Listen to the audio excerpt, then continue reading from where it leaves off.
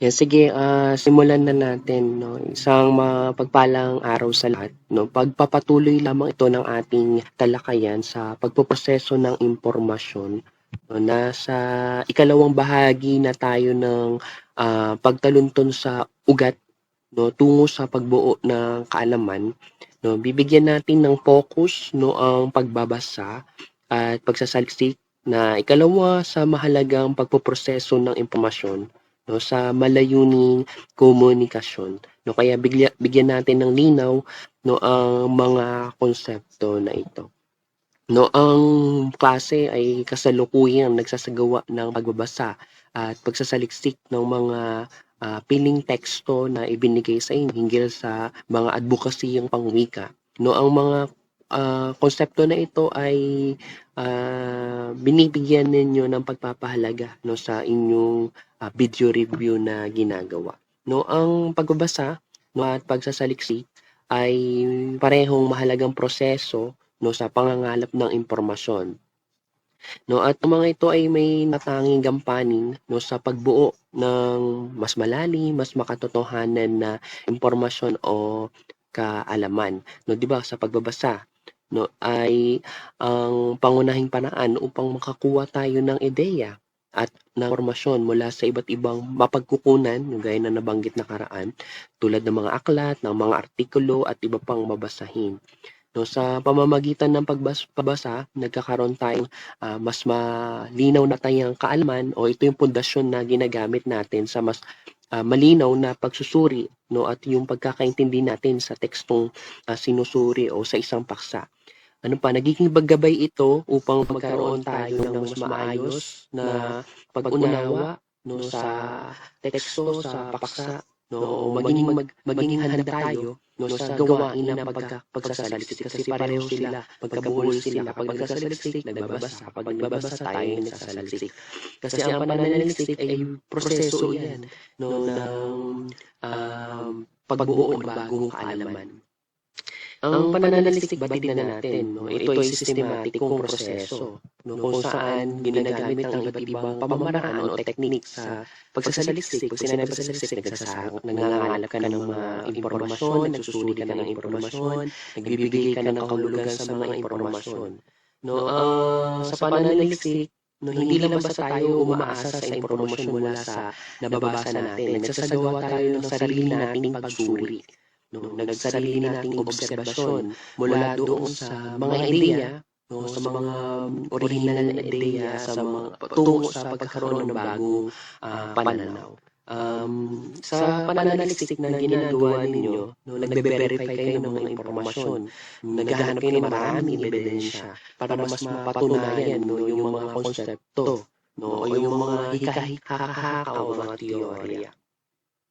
'No, ang pagbasa, 'no, at pagsasaliksik, pareho silang bumubuo ng kritikal na pananaw. Nagtutulungan sila na malinaw yung ating kritikal na pag-iisip.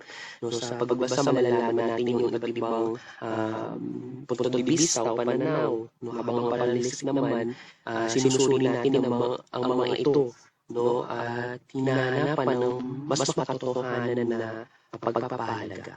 'No, sa tulong ng dalawang ito, natututo tayong magtanong, 'no, natututo tayong sumuri, natututo tayong maghambing ng mga impormasyon na nabubuo natin, 'no, sa sariling opinyon, 'no, sa batay sa mga ebidensya, 'no, hindi lamang nagiging haka-haka, kaya nagsagawa tayo ng mga pananaliksik. Yan.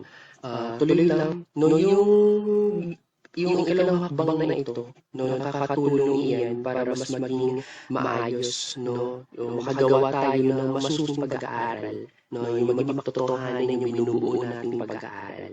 Ano pa, ginagawa natin ng mas matibay, 'no, mas malaman na pangangalap ng mga impormasyon, 'no, na siyang pundasyon natin sa magandang konklusyon o resulta ng ating pag-aaral. 'No, kaya hindi basta-basta, 'no, yung pagsasawalang bahala sa bahagi na ito, dahil sila yung nagbibigay ng katimbangan, 'no, nagbibigay ng integridad, 'no, ng mas malawak na pagkatuto dahil masusi yung proseso, no, na kailangan para makabuo ng makatotohanan, no, na kaalaman o mga pananaw. Sunod, ang mga sumusunod ay mga halimbawa o paksain, mga problema, no, at isipan natin ang paraan o ng pangangalap ng impormasyon gamit yung kasanayan ng pagbabasa at pagsasaliksik. No, sa una, yung comfort woman sa panahon ng Hapones, no, gamit yung kasanayan ng pagbabasa, syempre pwede tayo magbasa ng mga dokumento, magbasa ng mga talumbuhay ng mga babaeng nakaligtas, no, upang maunawaan ng kanilang mga naging karanasan sa panahon ng Hapon. No, sa pagsasaliksik, syempre magsagawa tayo ng mga oral history interviews, no, sa mga natitirang biktima, no, o kaya yung mga interview sa mga eksperto sa kasaysayan. Kalawang paksa yung dropout rate sa paaralan sa mga syudad kaysa sa rural na lugar. Magbabasa tayo sa mga ulat, no, o pagbabasa ng mga statistika mula sa syempre Departamento ng Edukasyon. Sa pagsasaliksik, pwede tayo magsagawa ng survey, no, sa mga mag-aaral o sa survey sa mga guro upang alamin yung dahilan ng dropout. No, ikatlo, yung global warming. Sa pagbabasa, babasahin natin syempre yung mga artikulo mula sa mga journal na pang-agham tungkol sa pagbabago ng klima. Sa pagsasaliksik, mga pag-aanalisa sa datos tungkol sa temperatura, pag-aanalisa sa mga epekto nito mula sa iba't ibang bahagi ng mundo. So, ika-apat, no, pagtaas ng langis. Gamit ng pagbabasa, babasahin natin yung mga ulat ng gobyerno o yung iba pang organisasyon tungkol sa pagtaas ng presyon ng langis.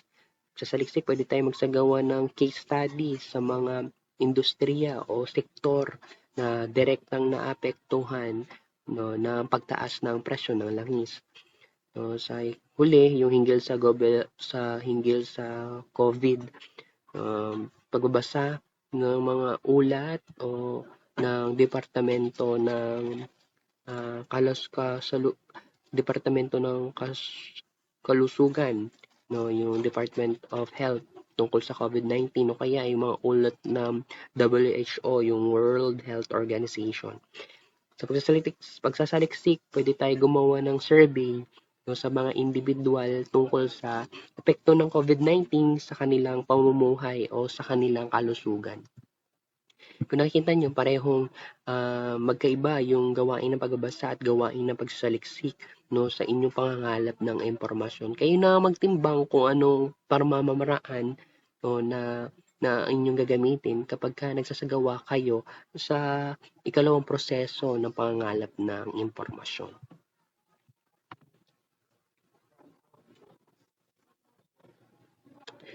Yan, sunod, bibigyan natin ng pagpapakahulugan kung ano ang pagbabasa gamit yung mga salita o piling salita.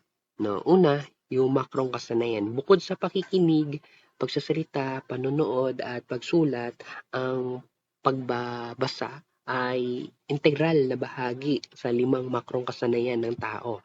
Sapagkat sa pagbabasa ay nakakapagtamo tayo ng kaalaman. Nakakatulong din ito upang higit na mapalawak at mapaunlad yung 4 na kasanayan, no, o iba pang kasanayan. Natututo tayo sa pagbabasa, no? Nagbabasa tayo ng ang pagbabasa isa sa mga sikreto kung bakit nagiging matalino ang isang tao. No, ito rin ang sikreto o lihim ng mga mahuhusay na manunulat. Yung decodification naman, no, ito yung pagtukoy sa pagkilala o pag-unawa sa mga simbolo. Yung simbolo ay tinatawag dito yung mga titik o letra na mahalaga sa pagbibigay kahulugan sa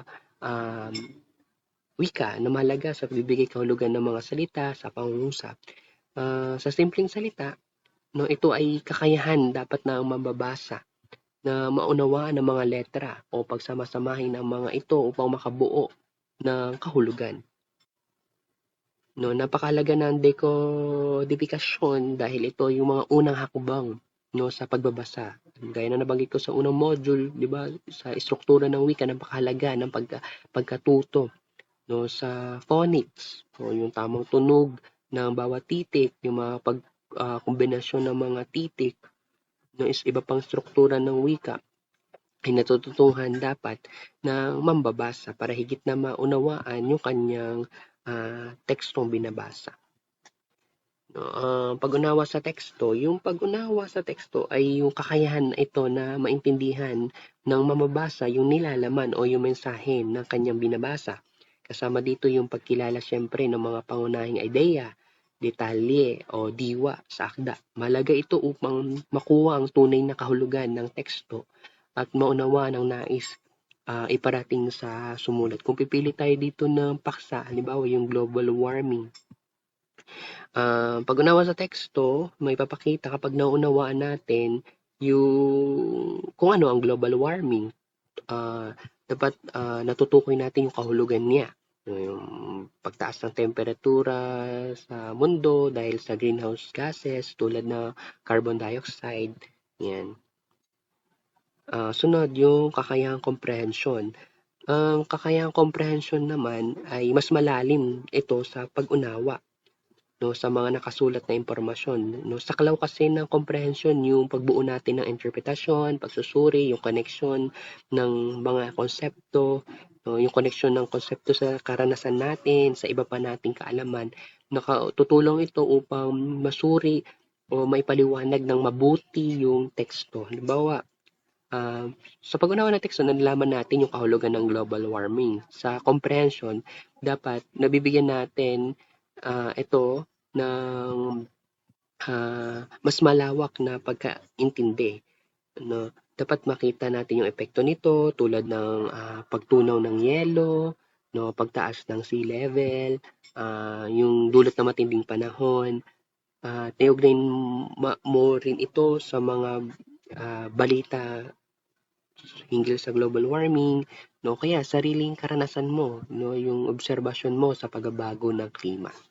No, nasa bahagi na tayo ng interaction sa teksto o mensahe sa sumulat. No, yung interaction sa teksto ay yung proseso ng pakikipag-ugnayan ng mambabasa at sa sumusulat. No, dito, mambabasa ay nag-iisip, no, nagbibigay ng analysis o analisa at nagbibigay syempre siya ng reaction no, sa mga ideya ng sumulat o manunulat.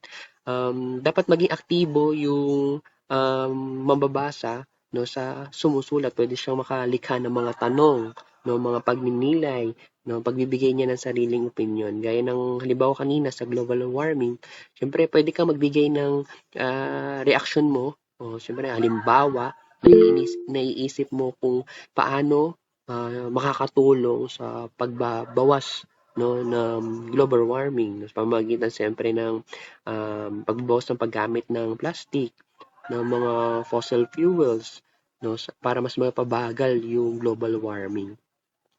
Nagtatanong ka rin kung ano ang pwedeng gawin upang makatulong sa mga issue. No, sunod, layunin ng pagbabasa. No, ang dahilan kung bakit binabasa ang teksto ay siyempre tulad ng pagkuha ng impormasyon. No, hindi lang ito basta gawain ng paglilibang, no? O di yung pagsagot sa mga tanong. No, dapat maging malinaw ang layunin, no, para makatulong upang mas maging maayos o makapag-focus tayo sa mahalagang bahagi ng teksto. Halimbawa, no, sa global warming, ang layunin mo ay makakuha ng kalaman upang mas maunawaan yung mga sanhi, no, yun yung mga pwedeng solusyon sa global warming dahil bukod sa gusto mo mabasa, interesado ka tumulong no sa pangangalaga sa kalikasan. Sunod, pagtamo sa kasagutan. No, ang pagtamo sa kasagutan ay bahagi ng layunin ng mambabasa na makuha ang mga sagot, makuha ng malaman ang mga issue na nais niyang matutuhan. Ito ang inaasahang magiging resulta sa pagbabasa kung saan natutulungan o natutugunan ang mga tanong tungkol sa masusing pag-unawa sa paksa. Siyempre, ang mga sagot mo ay mabibigyan ng linaw, no? Ang mga individual na reaksyon, hinggil sa global warming, pwedeng masagot sa pamamagitan ng mga solusyon gaya ng re-recycle, paggamit ng uso ngayon yung renewable energy, no? Yung pagbabawas siyempre ng mga carbon footprint, no, ay mas makakatulong para mas malabanan natin yung global warming. No, yung mga higit na papatunay kung ano ang pagbabasa. Bago natin simulan ang mas malalim na proseso na pagbabasa, subukin mo muna hanapin ang sarili mo. No, ang mga sumusunod na uri na mambabasa. No, saan ka nabibilang sa mga uri niyan? I-comment mo lang. No, i-comment.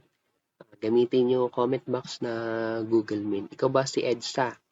No, siya ay mambabasa na parang trapiko sa EDSA na sa sobrang bagal umusad. Halos ilang buwan o taon bago matapos ang aklat. Baka naman ikaw si Kidlat. Ikaw yung tipo ng mamabasa na simbilis ng Kidlat kung magbasa.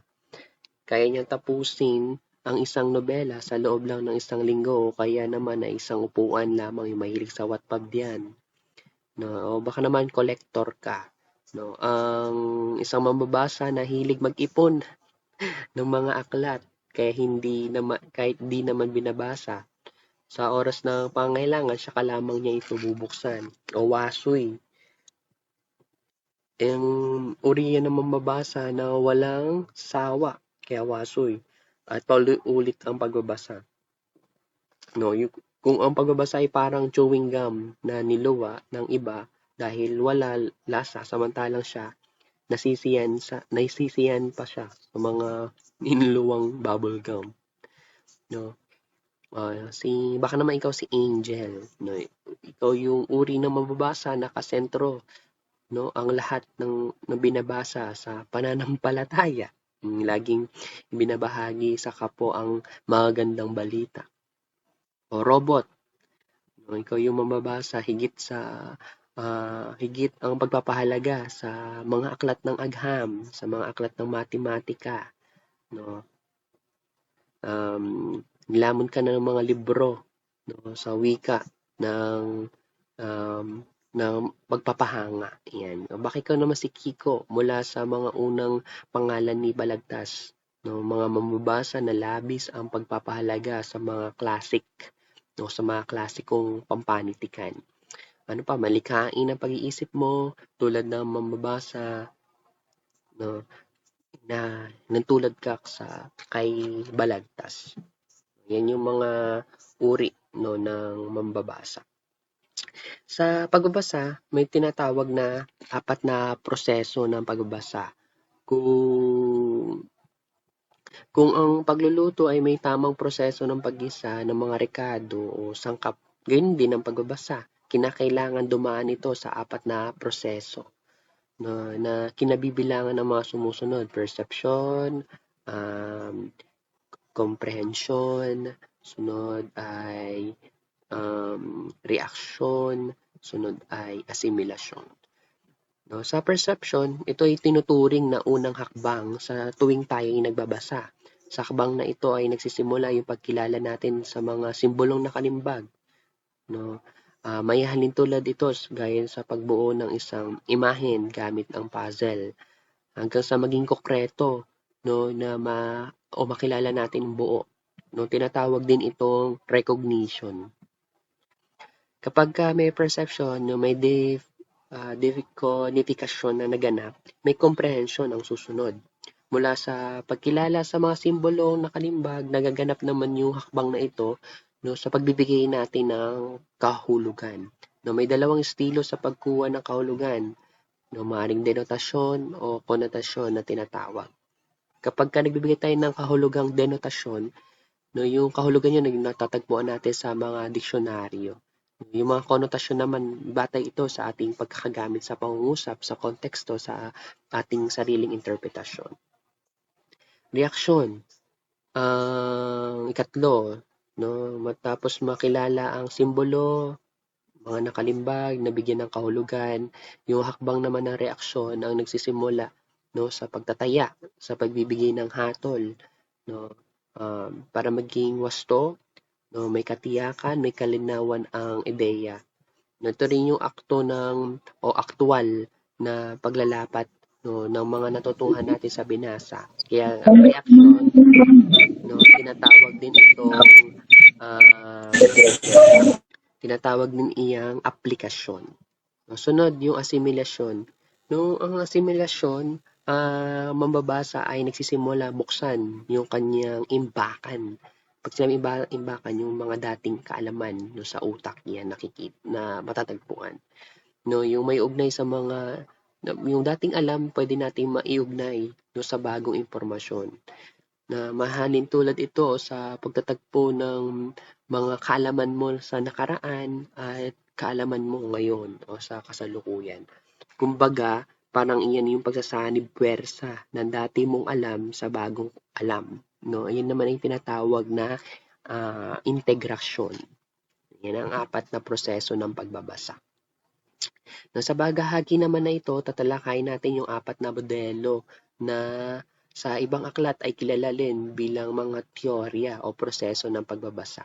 No, kinabibilangan niya ng mga sumusunod, no, yung modelong baba-taas o bottom-up, um, yung modelong taas-baba o top-down, tapos yung modelong interaktibo, tapos modelong schema. Gaya ng sinagawa ko nung paspasan lang yung pagpapaliwanag kasi ang mga ito ay naging bahagi na ng inyong talakayan nung kayo ay nasa mababang antas ng pag-aaral. No? Sa junior high school, sa senior high school man, napakadami niyan.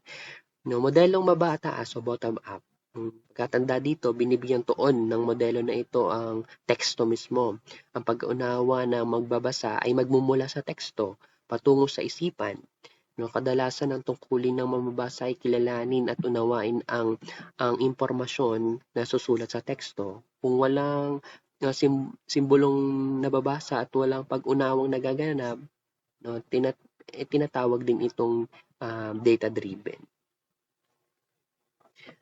Sunod yung modelong taas-baba o top-down. Ang focus naman nito, ang modelo baliktad sa bottom-up. Kung kanina teksto mula sa patungo sa isipan, ito naman mula sa isipan, no, ang modelo tungo sa mga mambabasa. Sinasabi ang pag-unawa ay nagsisimula sa isipan sa pamamagitan ng pag-uugnay ng dati nating kaalaman tungo sa impormasyon sa nababasa nating teksto. Kahit hindi malinaw o buo yung mga simbolo o mga pinapahalagahan sa gustong masapol ng pagbasa o mananaliksik sa kahulugan ng kanyang binabasa. No? Kung kanina tinatawag na data-driven, ito naman conceptual. Modelong interaktibo, ito naman kombinasyon ng bottom-up at top-down. No, yung dalawang proseso ay naghalo. No, ang pag-unawa ay nagkakaroon ng parehong may ugnayan ng isipan at teksto. Kung ikukumpara sa dalawang nabanggit, circular ang modelong ito dahil may interaksyong nagaganap. May tuturing na ang mambabasa ay dapat may mahusay na mahusay na interpretasyon o interpreter o decoder ng tekstong binabasa. Metacognition ang ibang tingin sa ikatlo. Kailangan siyempre isipin mo muna ang iyong iniisip bago ka magtungo sa proseso ng pagbabasa. Yung modelong schema, no, karagdagan lamang ito sa modelo. No, pinapalawagan dito yung mahalagang papel na ginagampanan ng ating schema, stock knowledge, yung dating kaalaman sa proseso ng pag-unawa. No, yung mga konseptong o ideya sa bawat tao ay mahihalin tulad no, dahil naka-organize yan, mga sample, naka-organize. Parang folder yan sa utak. Sa anumang oras ay maaari natin buksan yung dati nating kaalaman para ay maugnay yung impormasyon sa panibagong impormasyon. Napaka makabuluhan, no, yung ating prior knowledge or stock knowledge para mas maunawaan ang binabasa. Yan laging ginagamit ng mga estudyante kapag may exam, stock knowledge. Yan ulit, yung bottom up mula sa teksto sa isip, babasahin mo muna ang teksto para magkaroon ka ng ideya. Top down naman, may kaisipan ka na, hanap ka ng mga teksto para mapunan yung mga kaisipan na yon. Interaktibo naman, halo ang dalawa. Ano pa, mahalaga yung interpretasyon mo sa teksto. Yung schema, yung bagong kaalaman ay nakakaapekto sa dating alam. No, ang mga sumusunod naman yung mga technique yan sa proseso ng pagbabasa. No, ngayon matatapos mong mabatid yung apat na modelo sa proseso ng pagbasa, matutunghayan mo naman yung bahagi ng paraan ng proseso ng pagbabasa. No, kung nanonood ka ng anime na Naruto para ka lamang natututo ng mga pangunahing teknik o estilo batay sa iyong pangangailangan. No, huwag ka mag-alala, no, walang pinagbabawal na teknik dahil lahat ng ito ay maaari mong gamitin. No, pagbatay sa layunin, masaklaw at masusi. Pag sinabing masaklaw, may ang pagbabasa ay naglalayong tignan yung kabuuang ideya na nais iparating. Siyempre may pagbabasa ng balita, pagpili ng aklat na nais nating bilhin, pagkuha ng pangkalatang ideya sa akda. Masusing pagbabasa, sinusuri no ang mahalagang detalye partikular sa impormasyon ng teksto. Halimbawa, gusto natin maging detalyado sa pagsusuri ng mga dokumento, mga sulat, kausulutan, mga pagbuo natin ng interpretasyon sa mga binabasang teksto, no, pagsusuri natin sa mga batas o mga iba pang artikulo. Yan. Patay naman sa pamamaraan, pwedeng mabilis or mabagal, no? So, normal na pag-unawa, no? Pwede nating, sa mabilis, pwede nating gamitin yung scanning, skimming, kung natatandaan nyo pa yun. Yung scanning, yung pagkuha natin ng mahalagang tiyak na detalye, samantama skimming naman, yung pagkuha natin ng pangkalatang ideya. Mabagal ang pagbabasa, no, yung sa simpleng pananalita, may tulad natin ito sa pagbabasa, yung sa sinusulit mo, gusto nating maging masarap yung pagbabasa. No, nagkakaroon ng pagnamnam sa bawat gusto nating makuwang impormasyon.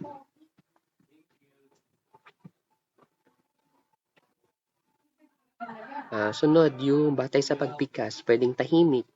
No, ang pagbasa ay gamit lamang ang koordinasyon ng mata o isipan. Siyempre, sarado ang bibig, walang salitang binabanggit. O kaya naman malakas, kabaliktaran siyempre ito. Binibigkas mo ng malakas.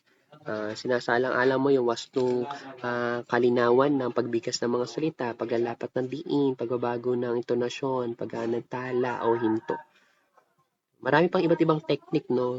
Depende sa pangangailangan ng tao kung pagbasa. Pwedeng pa-contrast, prediction, paghuhula, pagkuha ng pangunahing, suportang ideya, opinion, katotohanan, paggamit ng graphic organizer, paggawa ng sariling balangkas, pagbubuod at paglalago. Yun lang sa mga technique o proseso ng pagbabasa. Ngayon naman bigyan natin ng pagpapakahulugan kung ano ang pananaliksik. No, ang pananaliksik ay hindi limitado sa mga formal na gawain tulad ng thesis o disertasyon. No, ayon kay Salazar 2016, no, ito ay mahalagang aktibidad na hindi lamang para sa akademya o pang laboratorio, kundi pati na rin sa gamit sa pang-araw-araw na buhay. No, sa bawat pagkakataon kasi, no, tayo ay dumadaan sa pag-iimbestiga. Tayo ay nahaharap o naghahanap tayo ng mga sagot o sinusuri natin yung mga impormasyon mula sa simpleng pag-alam natin sa mga produktong tinatangkilik natin hanggang sa mga pag-unawa sa mga sa labas na issue sa lipunan. Tayo ay nagsasagawa ng pananaliksik.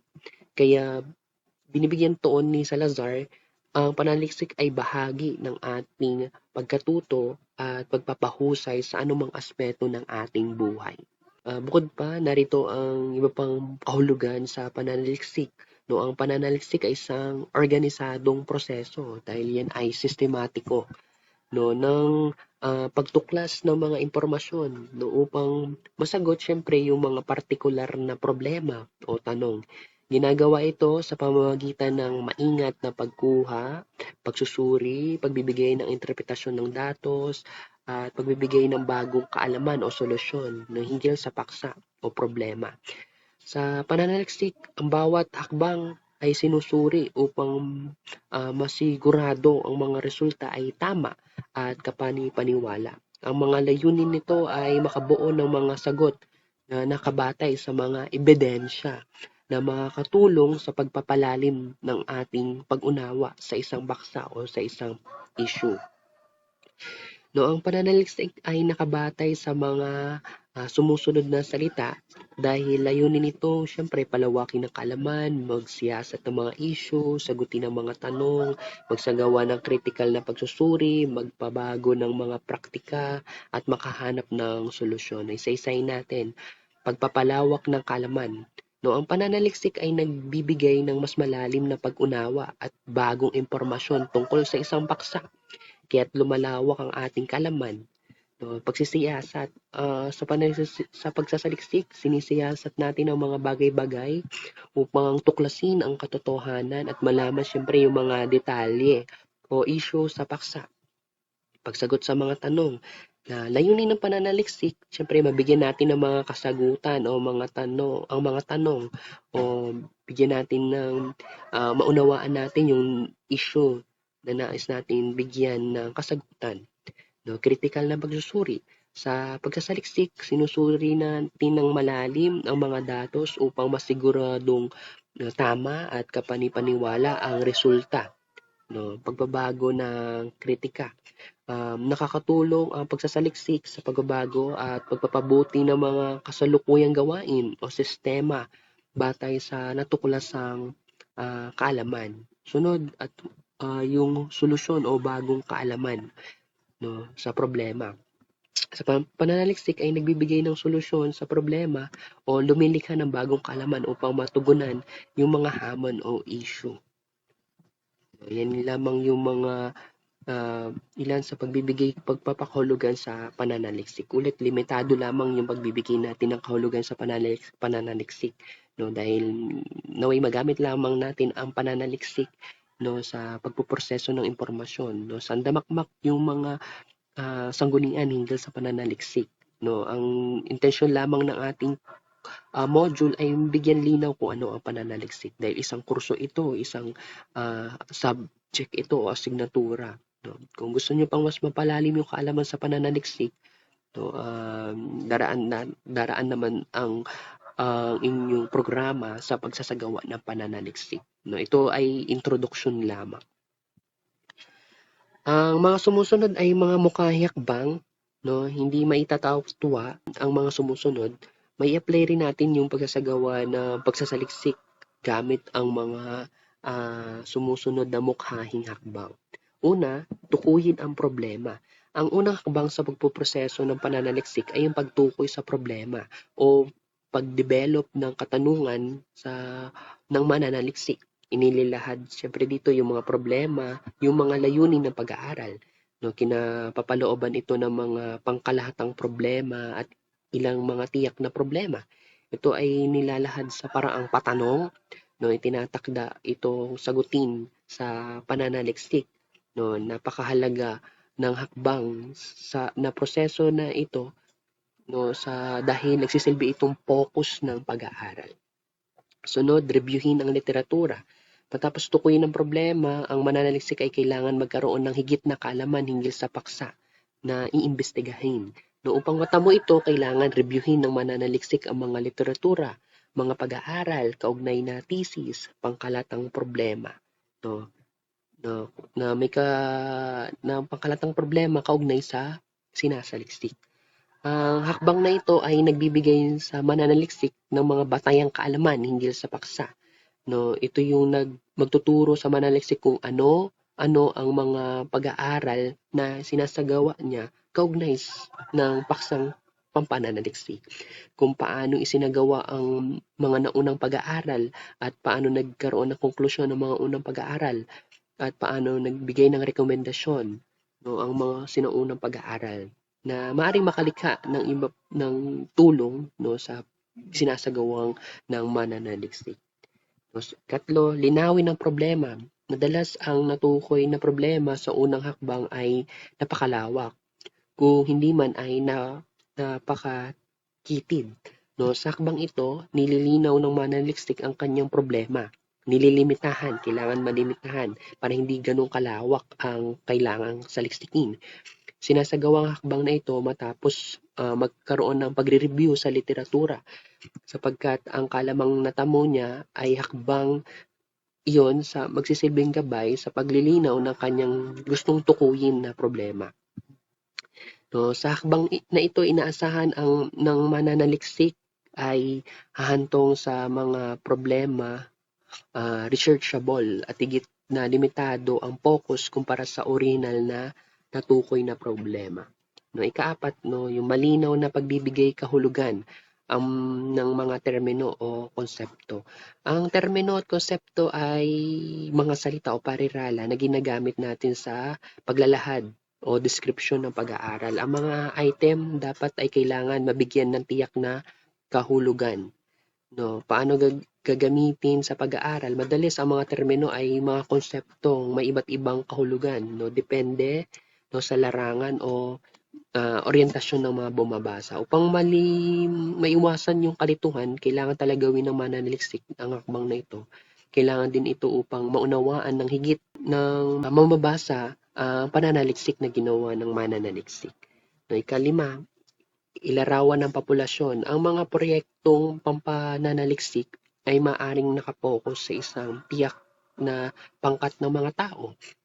Halimbawa, kung nais ng mananaliksik na suriin ang isang tiyak na pangkat ng tao sa isang komunidad, maaring i-focus ang pag-aaral sa isang tiyak na age group, sa kasarian o sa lugar o pangkat etniko.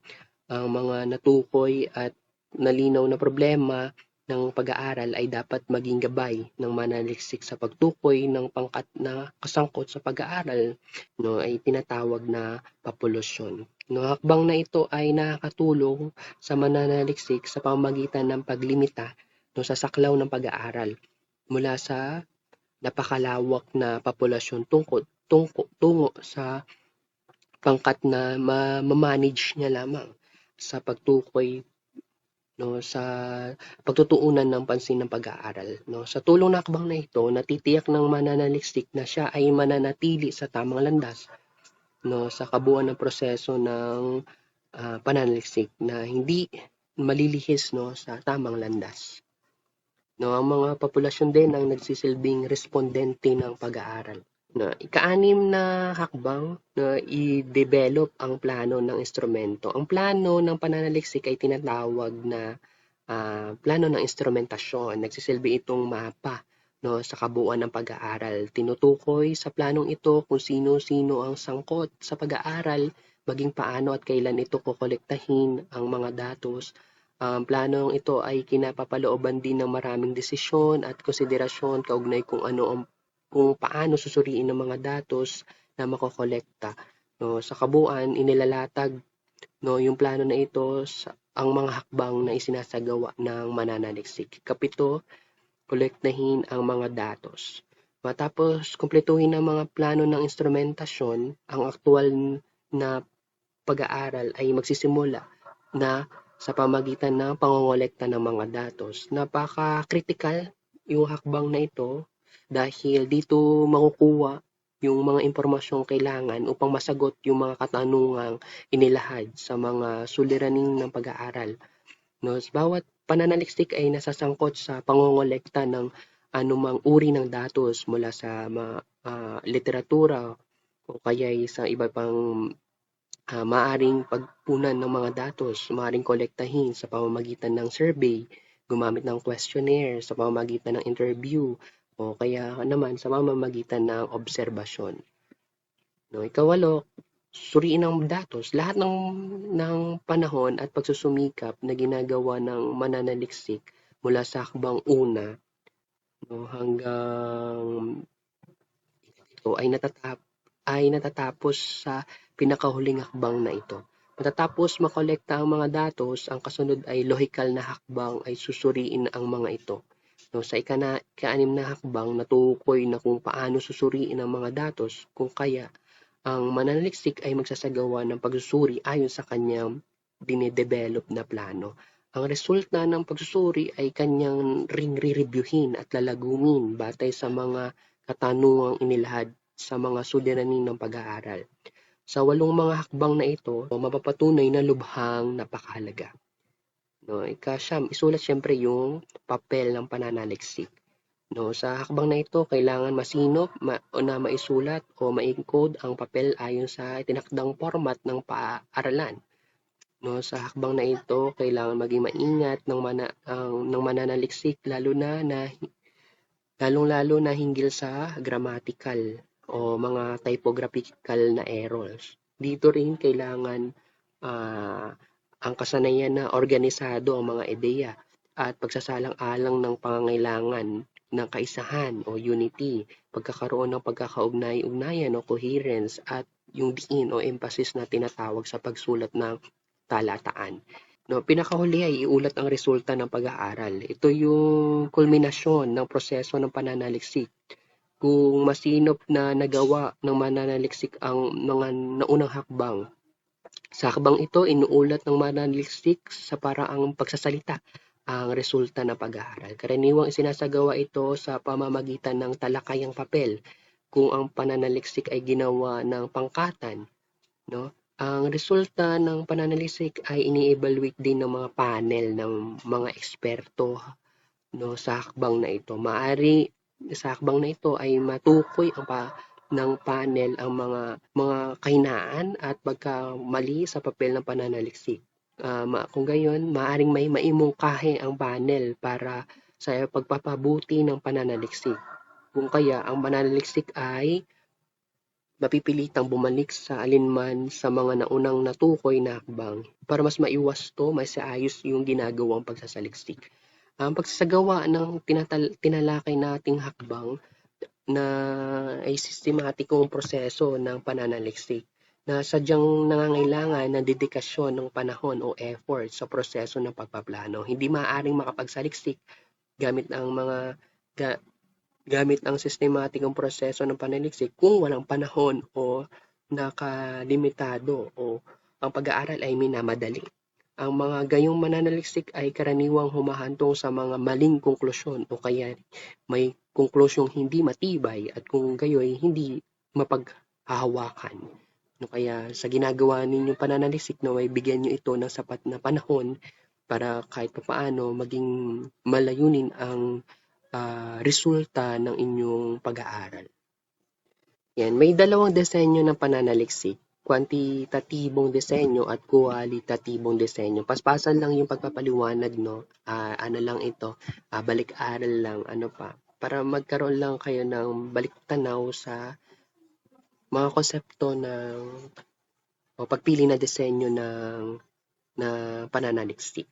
No, ang kwantitatibong disenyo ng pananaliksik ay tumutukoy sa paggamit ng numerical na datos upang masuri ang relasyon at pagkakaiba ng mga variable. No, layunin nito ay makalikom na tiyak at statistical na datos na nagsisilbing batayan ng pangkalatang konklusyon o prediksyon. Karaniwang kinokolekta ang datos sa pamamagitan ng mga survey, no, eksperimento, pagsusuri sa malalaking populasyon, sinusuri gamit ang mathematical at statistical na pamamaraan.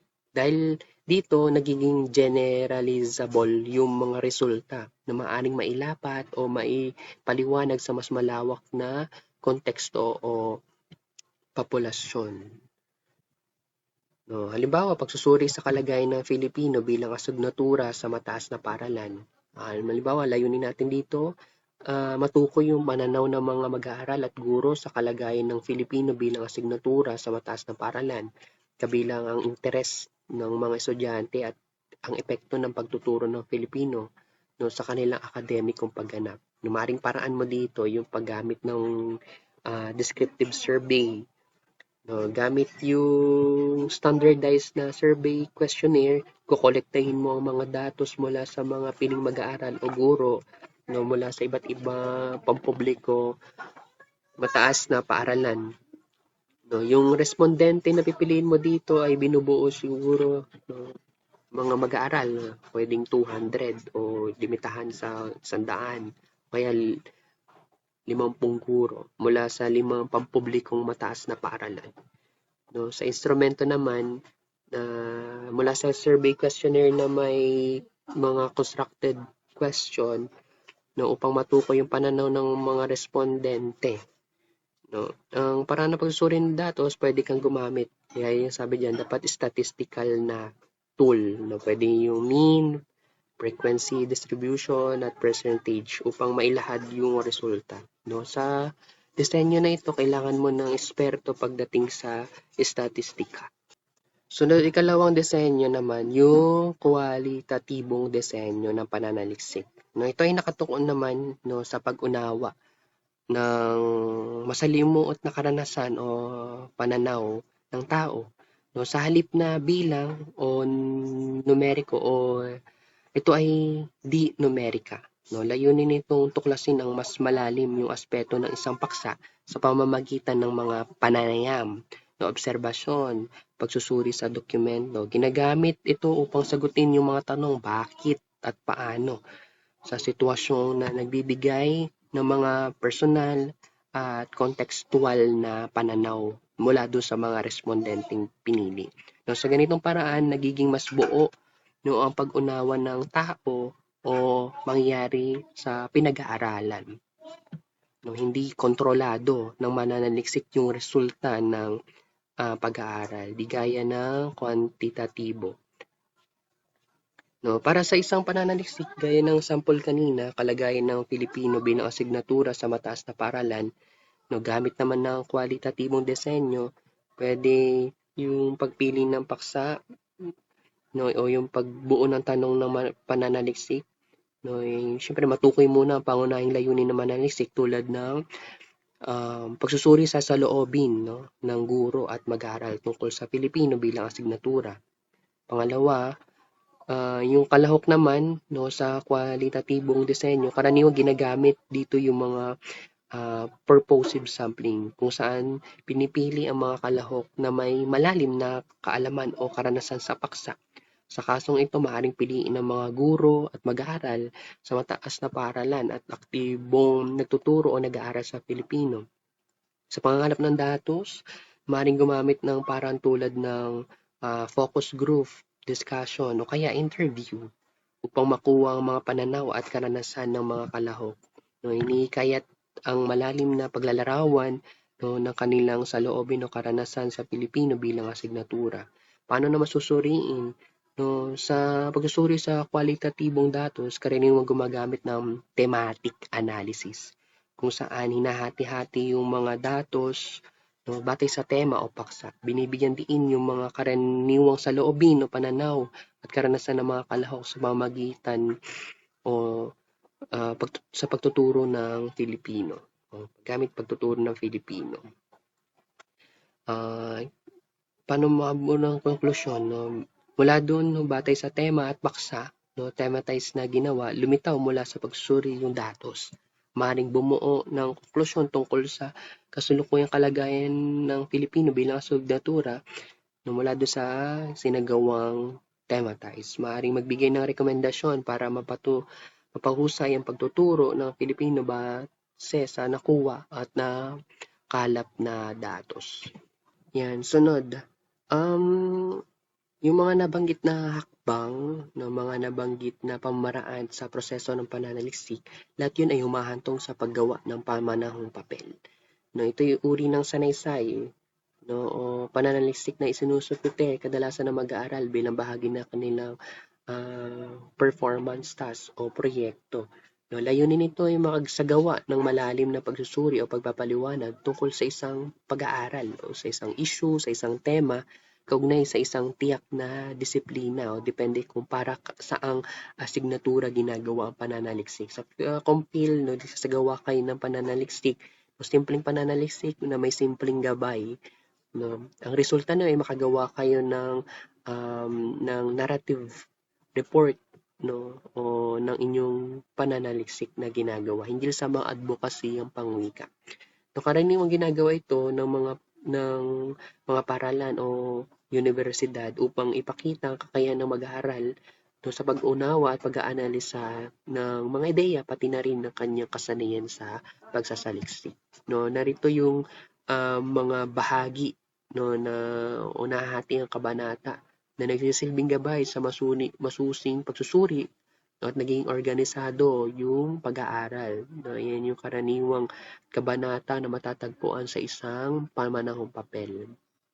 Pero hindi na natin ito bibigyan pa ng diin.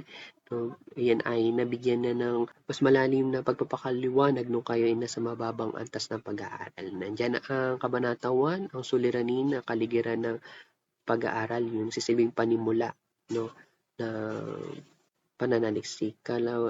Ikalawang kabanata, mga kaugnay na pag-aaral at literatura. Ikatlo, disenyo at paraan ng pananaliksik. Ikaapat, presentasyon at interpretasyon ng mga datos. Ikalima, yung lagom at konklusyon at rekomendasyon.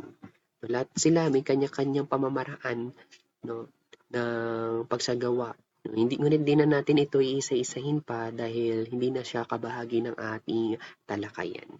No, nawa naintindihan yung pagpapaliwanag sa ikalawang proseso ng pagpoproseso ng impormasyon, yung pagbasa at pagsasaliksik mula sa ating ginawang talakayan ngayon. No, dito muna natin puputulin yung ating pagpapaliwanag sa Module 3. O sa susunod na araw na lamang yung natitira pang proseso, no, tungo sa pagbuo ng kaalaman.